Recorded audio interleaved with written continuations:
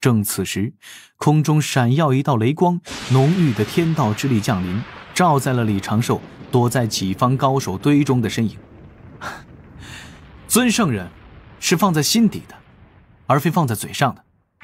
地藏轻声一笑：哼，莫非水神眼里只有太清师伯是圣人，何不各立誓言呢？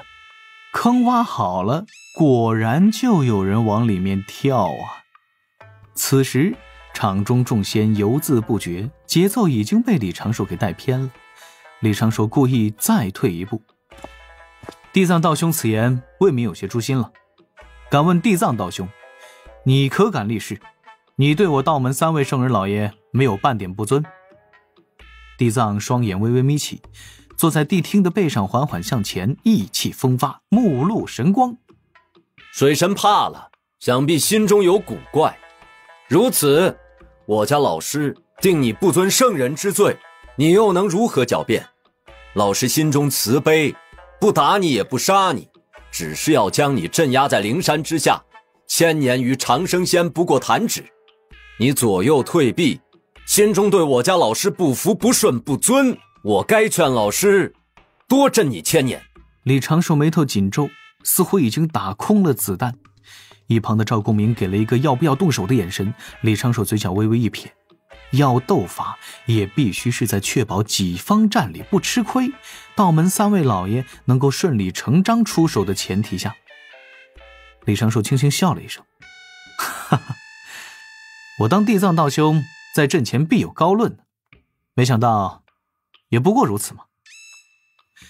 地藏眉头轻皱，几名靠近准提圣人法像脚边的老道目中各自流露出少许的亮光。李长寿看了眼身旁的云霄仙子，给了他一个安心的眼神，就迎着地藏走出2步，走到黄龙真人身前。地藏道兄可还记得，你我对抗域外天魔时把酒言欢，谈天说地，心中不胜欢喜。地藏咬牙骂道：水神你胡言乱语的功夫，当真让人钦佩不已啊！贫道何时与你把酒言欢了？无妨，我知道兄你面薄。我当日就说过，尊这个字非一种解读之法。你何时说过？啊？地藏道兄忘了？这不重要，我再说一遍就是。李长寿微微一笑，目光环视过此地众多圣人弟子，头顶玄黄塔现身，身前身后太极图闪烁光亮。就听他朗声喊话，语速渐渐加快：万灵尊圣人，皆以圣人神通广大，道境极深，为天地间最强者。此尊来源于惧怕。你我圣人弟子随侍，可也是因惧怕而尊圣人？不，这自然不同。我道门弟子尊圣人，尊的是圣人品性高雅，胸怀3界，尊的是圣人超脱物外，无拘无束，尊的是圣人道境高深，为生灵之顶点。道祖师祖定诸道起源，各位圣人老师传你我道，其实也是在教你我如何做个生灵。我对西方将2位师叔之尊，源于对2位师叔道境之尊，源于对2位师叔自身之尊。各位如何能说我不尊？我不过是在个别方面有一些不成熟的意见罢了。大胆！李长庚，你如此肆无忌惮，竟敢妄议我家老师品性如何？李长寿扭头看去，竟然有一份难以言喻的威严，至宝光芒更加耀眼。他转过身来：你才大胆，竟敢将圣人品性当作你伤人之矛，挡箭之盾。你眼里还有没有准提师叔？还有没有自家圣人？我家老师曾言，上古时西方教2位圣人立大宏愿，天道本无情，却被2位圣人的大宏愿所感动，降下大功德，让2位圣人成了圣。这是何等高洁，何等情操！可你们呢？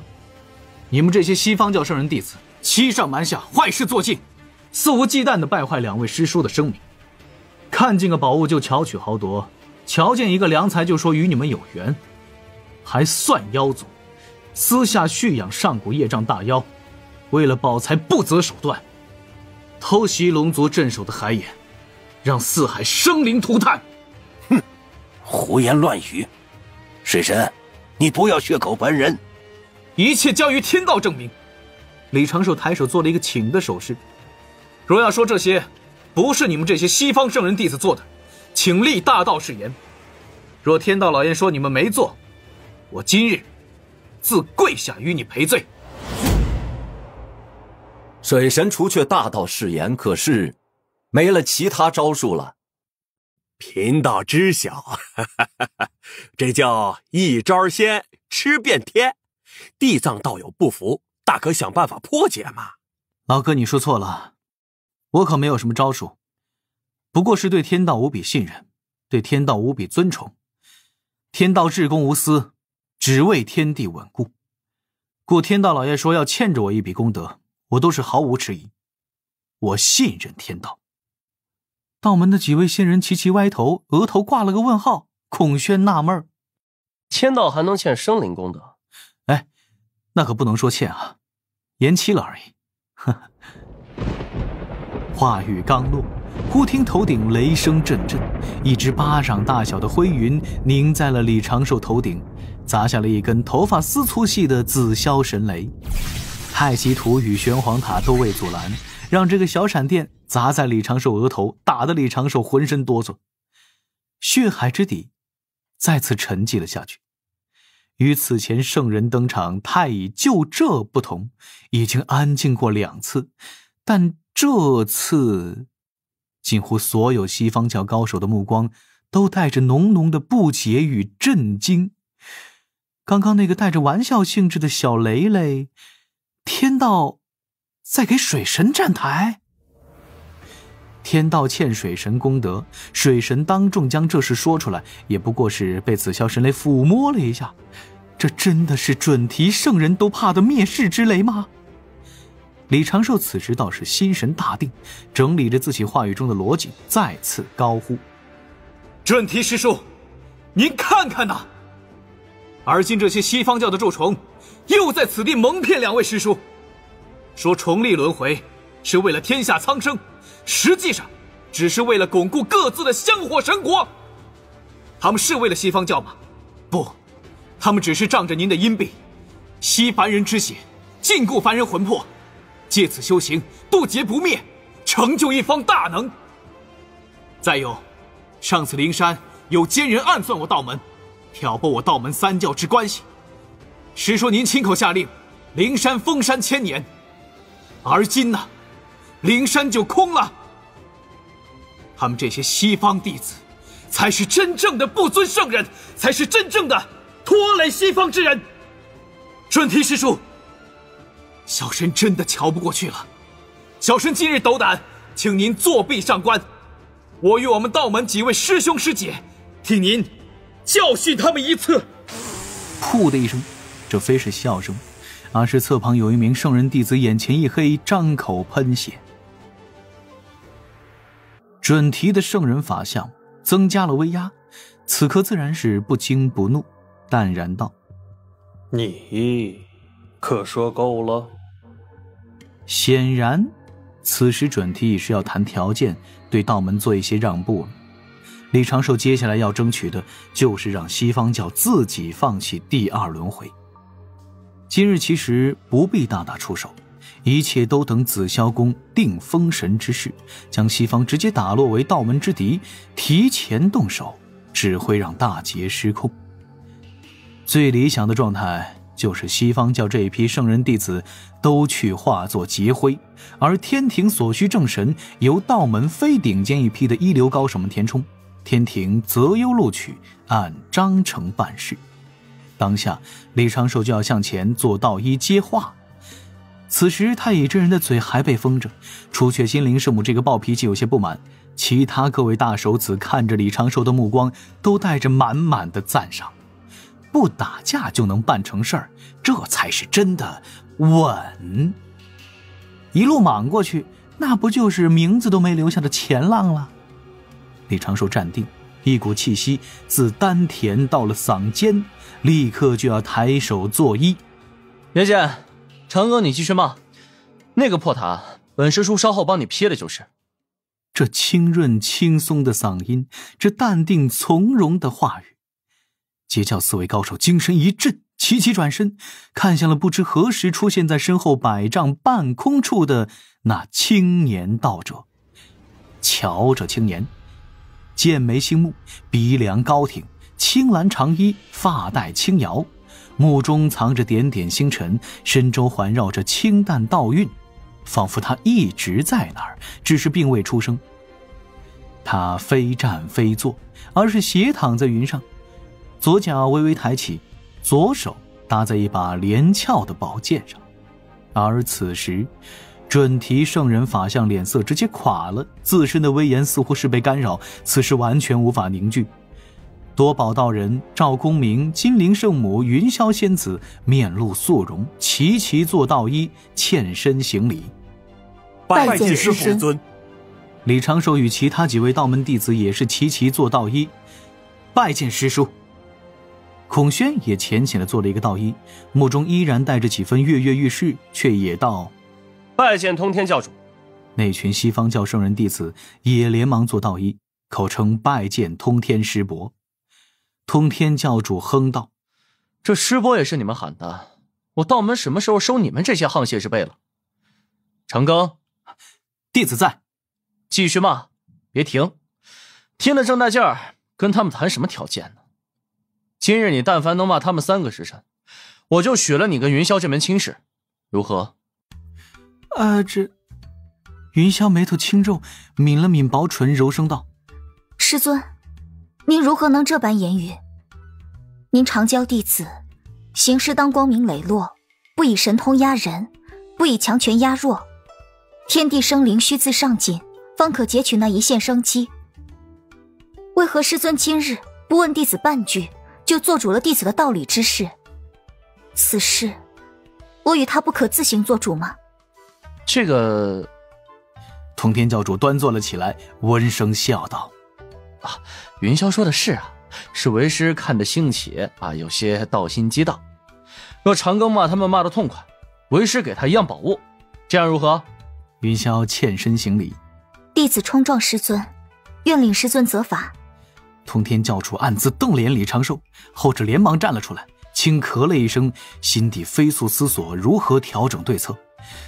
大腿来了，攻守易位。嘿嘿，这个时候想的是如何将西方打痛，不，这个时候想的应该是在保证道门利益最大化的前提下减少仇恨值，努力少沾因果。还是李长寿看了眼谛听背上的地藏，后者此时眉头紧皱，如临大敌。算了，只抓着一个藏，容易起了反效果，分散一点注意力，对地藏的师兄弟们也雨露均沾一下。今日咱们就好好的论一论这香火神国。血海探幽寻觅地，高塔献圣压群英。半声轻笑骂莫停，只因此剑鸣清平。通天直接现身，今日这轮回塔定是被坏定了。李长寿的心底一路发展过来的几个方案，在最短的时间之内完成了最稳妥的更改。今日他要将香火神国定为正道之反，为今后天庭直接干涉3000世界也好，还是用临天殿暗中经营也罢，都能站到正的一方。李长寿那香火神国4字一出，不少西方教手段高明之士就变了面色。